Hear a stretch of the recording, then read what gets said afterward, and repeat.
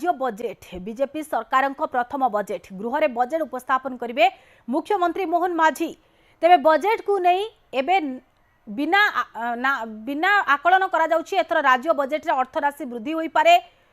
पूर्व सरकार 2,55,000 कोटी टंकार बजेट आनिथिले, एथर बीजेपी सरकार यहाकू वृद्धि करी 3 लाख कोटी टंका करि पारंती। मुख्यतः बीजेपी सरकार आसिबा परे तीनोटी विषय उपरे अधिक गुरुत्व दैछन्ते।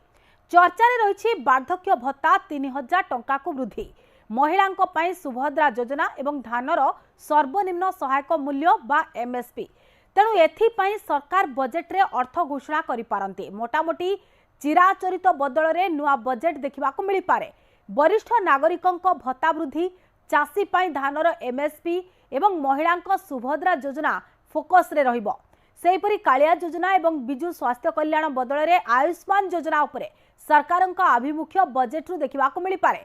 राज्य बजेट रो आकलन बढ़िबा संभावना अधिक। आउ कृषि, शिल्प, पर्यटन, निजुक्ति और महिला सशक्तिकरण उपरे फोकस करि पारंती मोहन सरकार।